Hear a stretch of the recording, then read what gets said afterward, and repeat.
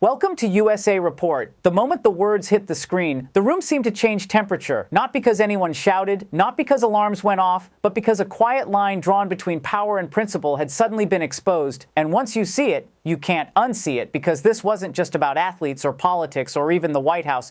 It was about who gets to speak freely when that freedom becomes inconvenient, and how quickly ideals bend under pressure. And in that instant, as Joe leaned forward and said the phrase, "The hypocrisy is unbelievable," he wasn't reacting to a single comment.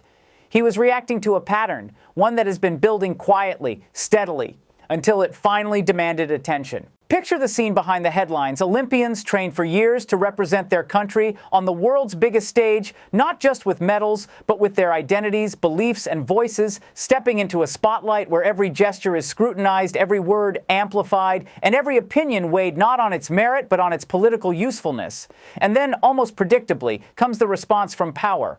Measured, polished, carefully worded, suggesting that this is not the time, not the place, not the role for such expressions, as if patriotism and personal belief must exist in separate lanes, never intersecting. Joe's reaction didn't explode. It simmered, and that's what made it resonate, because his tone wasn't theatrical outrage. It was the kind of restrained disbelief that comes from watching the same contradiction repeat itself, where leaders praise free expression in theory, but bristle at it in practice, especially when the message challenges comfort, optics, or control. And in that moment, his critique wasn't aimed at one administration or one spokesperson, but at the broader disconnect between what is celebrated publicly and what is discouraged quietly. What makes this moment compelling is the contrast in roles. Olympians are often framed as symbols, not individuals, expected to embody national pride without complicating it, to win, smile, wave, and move on, while political institutions reserve for themselves the right to speak, criticize, advocate, and position. And when those same institutions signal discomfort with athletes voicing beliefs, it raises a deeper question about ownership of the narrative. Who gets to define what is appropriate, and who pays the price for crossing an invisible line?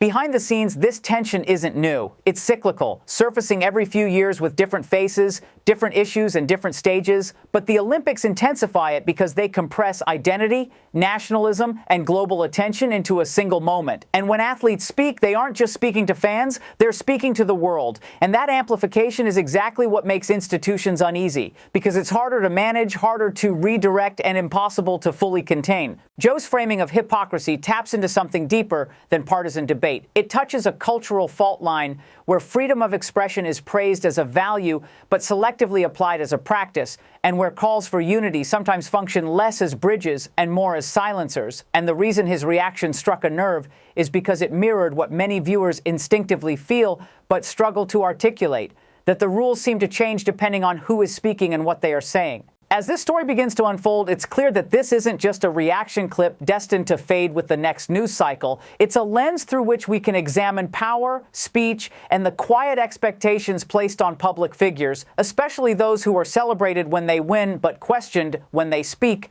And as we move deeper into this analysis, the real question won't be whether Olympians should express political beliefs, but why that expression becomes controversial only when it disrupts comfort rather than confirms it. As the conversation moved beyond the initial reaction, the focus shifted from what was said to why it felt so familiar. Because this wasn't the first time athletes had been told, explicitly or implicitly, that their voices were welcome only within carefully defined boundaries. And it wasn't the first time political leadership had struggled to reconcile its public commitment to free expression with its instinct to manage optics. And that tension, subtle but persistent, is what gives this moment its weight and explains why Joe's words didn't land as outrage, but as recognition.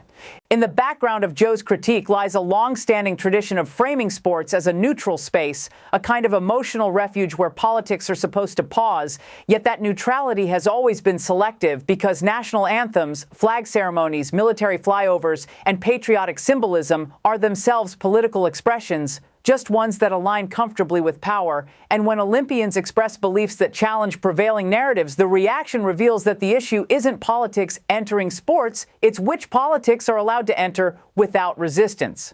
The White House response, as described in commentary, was careful, restrained, and framed around unity, respect, and focus, language that sounds reasonable on the surface but carries implications beneath it, because calls for unity often emerge most forcefully when dissent becomes visible, and when officials emphasize the moment or the platform, they are indirectly redefining the limits of acceptable speech without formally acknowledging that limitation, creating a soft boundary that feels advisory rather than authoritarian, yet functions in much the same way. Joe's analysis zeroed in on this subtlety, not accusing, but dissecting, pointing out how institutions often reserve moral authority while distancing themselves from the messiness of individual conviction, and in doing so, he highlighted an uncomfortable asymmetry. Politicians routinely use platforms, ceremonies, and international stages to communicate values and positions, yet athletes are encouraged to remain symbolic rather than substantive, celebrated as representatives but discouraged from self-representation. What makes the critique resonate is the emotional intelligence behind it, because Joe wasn't arguing that every statement is beyond criticism, or that all expressions are equal in impact, but rather that consistency matters, and when standards shift depending on who holds the microphone, credibility erodes, and that erosion doesn't happen all at once. It happens gradually through moments like this, where viewers sense that something doesn't quite add up, even if no rule has been explicitly broken. Behind the scenes, media dynamics amplify this tension further, because reactions are framed through selective clips, shortened quotes, and emotionally loaded headlines, turning nuanced positions into symbolic battles, and in that environment, Olympians become stand-ins for broader cultural arguments they never volunteered to carry, while institutions respond not just to the message itself, but to how that message might be interpreted, shared, and politicized across platforms they cannot fully control. As the discussion deepens, the stakes become clearer. This isn't merely about one set of comments or one response, but about the evolving relationship between individual expression and institutional authority in an age where visibility equals influence. And as Joe's reaction continues to circulate, it forces a reckoning with a simple but uncomfortable question. If freedom of belief is celebrated as a core value, why does its expression become controversial only when it challenges the expectations placed on those who are most visible but least powerful?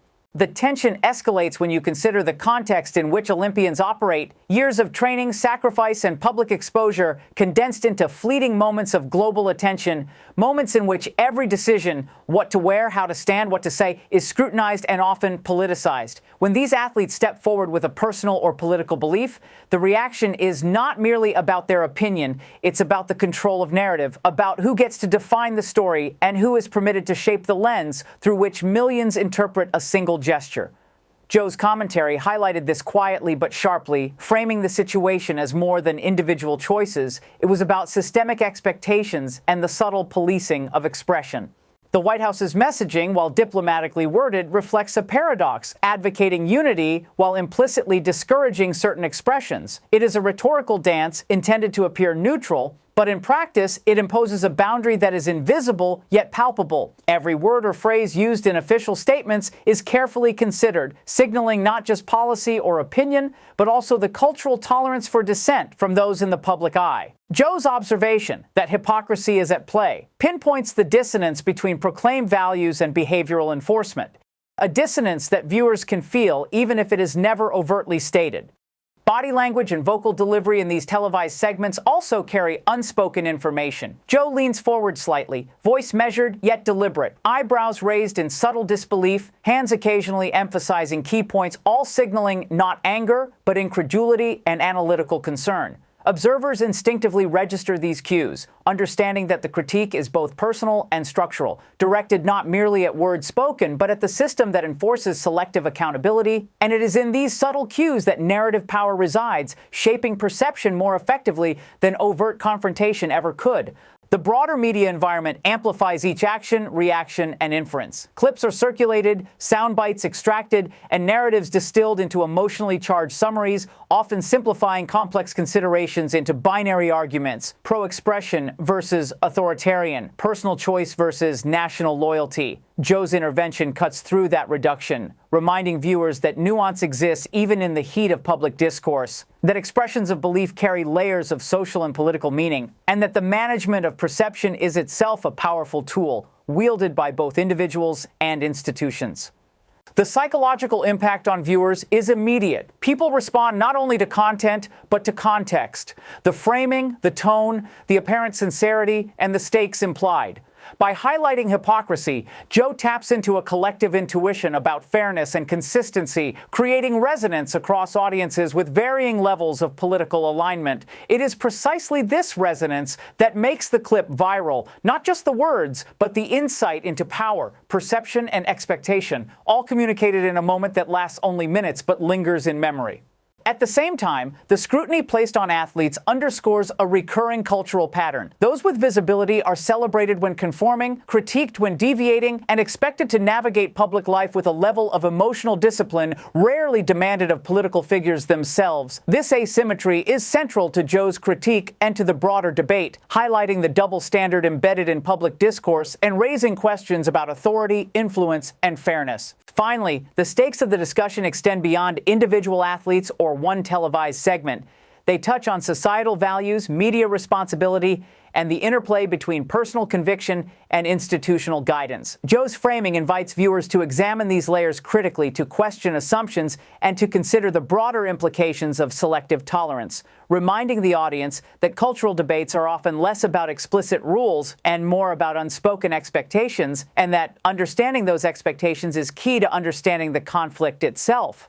The historical context makes the situation even more compelling because the intersection of sports, politics, and public expression is not new. It has been unfolding for decades, from raised fists on podiums to subtle protests that challenge prevailing narratives, and each instance carries lessons about the tension between visibility and voice, expectation and autonomy. Joe's reaction is layered with this awareness, referencing not just a single administration or moment, but a pattern in which public figures are celebrated for performance but criticized for conviction, and it is precisely this recurring contradiction that makes his commentary resonate deeply.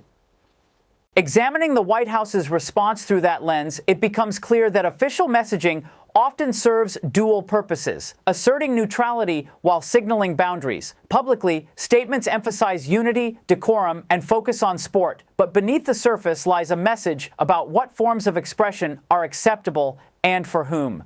This is where the concept of selective tolerance emerges. Praise flows easily when conformity aligns with institutional narrative, but subtle reprimands appear when individual expression threatens perceived cohesion or public image.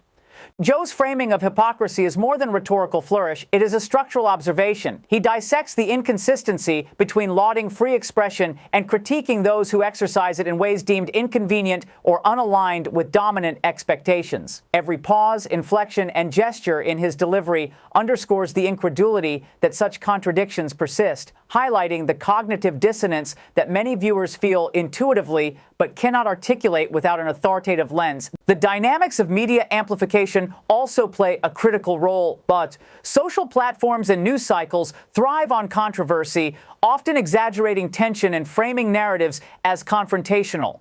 Athletes' expressions, no matter how measured, become symbolic battlegrounds where ideals, identity, and interpretation collide. By reacting analytically rather than emotionally, Joe offers a counter-narrative that both informs and reassures viewers, demonstrating that scrutiny and principle can coexist without descending into sensationalism. Behavioral observation reveals another layer. Joe's deliberate tone, controlled pacing, and strategic emphasis signal credibility and thoughtfulness, contrasting with the heightened emotion often expected in televised commentary. For viewers, these subtle cues communicate seriousness, encouraging deeper engagement with the underlying issues rather than a superficial reading of conflict. In this sense, performance and analysis intersect. Communication is not just what is said, but how it is conveyed, shaping perception as much as content. The implications extend to public discourse broadly. When institutions signal boundaries inconsistently, audiences internalize uncertainty. What is celebrated for one is criticized for another, and this creates both confusion and frustration. Joe's critique functions as a clarifying lens, emphasizing fairness and transparency, and prompting viewers to consider not just the athlete's statements, but the social and institutional mechanisms that determine which voices are elevated, constrained, or silenced. Finally, the stakes of the discussion are not confined to a single event or administration. They touch on enduring questions about authority, visibility, and the balance between personal conviction and societal expectation. Joe's analysis underscores that scrutiny is inevitable for those in the spotlight, but hypocrisy undermines legitimacy and trust. In this way, his commentary invites reflection, discussion, and engagement, reminding audiences that critical thinking about public narratives is as essential as understanding the events themselves. As the discussion spread across social media, the tension intensified because in today's digital ecosystem, every comment, clip, and headline functions as both signal and amplification, and what started as a measured critique quickly became fodder for debate, memes, and polarizing commentary. Viewers dissected Joe's words, parsing tone, gesture, and phrasing, while commentators on both sides framed the situation as either a principled defense of free expression or an attack on institutional authority, demonstrating how perception can escalate faster than facts and how nuance is often lost in the churn of online engagement. The psychological stakes for athletes are particularly high. For Olympians, platforms are both opportunity and risk. Expressing belief carries meaning and influence, but also invites scrutiny from institutions, media, and fans alike. Each gesture or statement is interpreted through multiple lenses simultaneously: performance, patriotism, personal conviction, and political consequence. Joe's observation highlights the imbalance. While institutional figures can voice opinions freely, athletes' expressions are filtered through the expectation of neutrality, amplifying the pressure they face.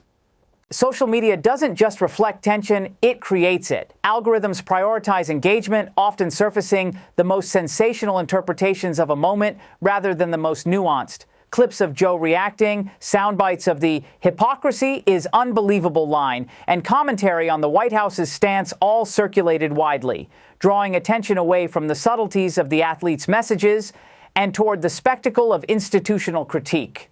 In this environment, perception becomes a battlefield, and the stakes are measured not just in opinion, but in influence, reputation, and public trust.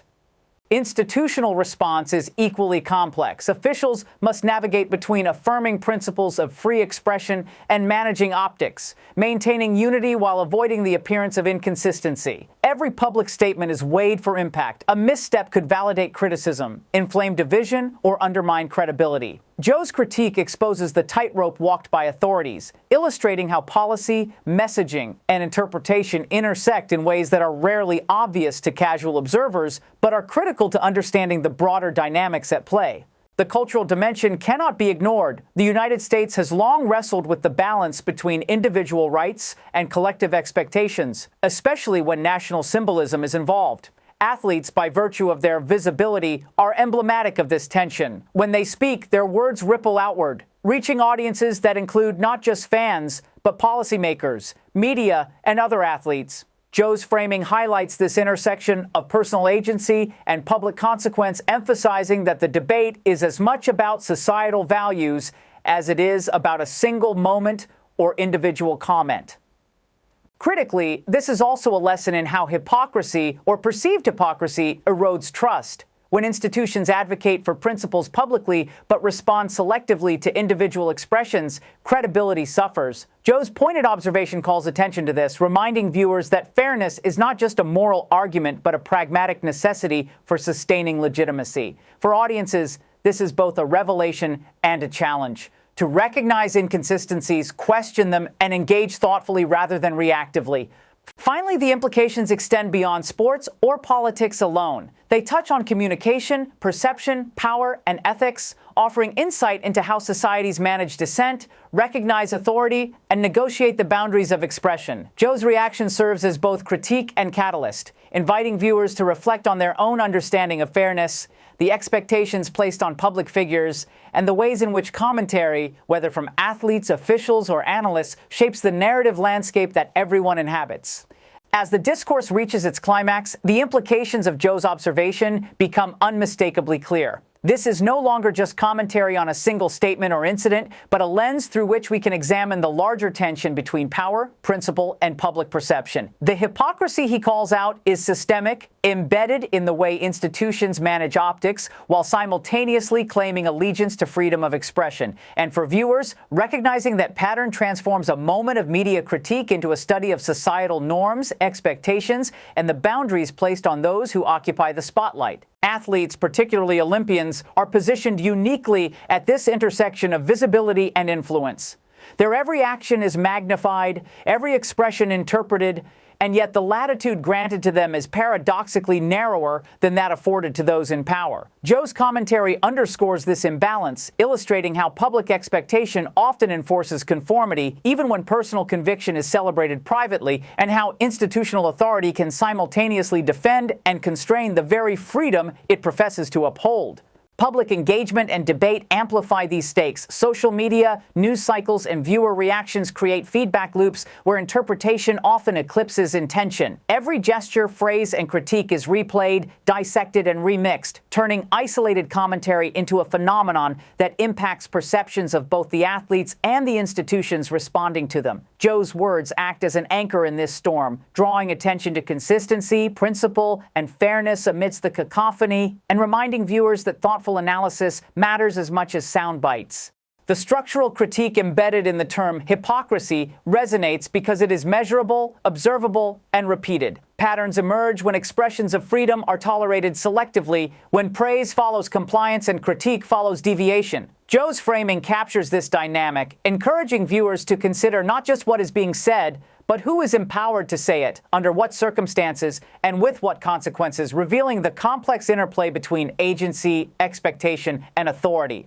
Beyond analysis, this moment invites reflection on responsibility and ethics. Institutions have influence, but with influence comes the duty to apply principles consistently. Public figures, especially those under extraordinary scrutiny, carry visibility. But with visibility comes the responsibility to communicate effectively while navigating societal expectations. Joe's insight encourages both sides, institutions and individuals, to examine how actions, messages, and responses shape trust, credibility, and cultural norms, turning a seemingly simple statement into a broader conversation about fairness and accountability. Ultimately, the episode demonstrates that public discourse is not just about the words spoken, but about perception, interpretation, and the alignment or misalignment between stated values and actual behavior. By calling out hypocrisy, Joe highlights a universal challenge: reconciling ideals with practice in ways that are transparent, equitable, and resilient under scrutiny. For audiences, this is both instructive and provocative, prompting reflection, discussion, and critical engagement with media narratives that influence perception as much as events themselves. As the segment closes, the takeaways are clear. The courage to speak, the responsibility to listen, and the necessity to question inconsistencies are vital for sustaining the integrity of public dialogue. Joe's commentary is more than reaction. It is a call to awareness, a reminder that even fleeting moments of media coverage can illuminate deep truths about societal expectations, power dynamics, and the fragile balance between freedom and conformity. For viewers, the question lingers long after the clip ends. How do we reconcile admiration for achievement with accountability for voice, and what does that reveal about the culture we collectively shape?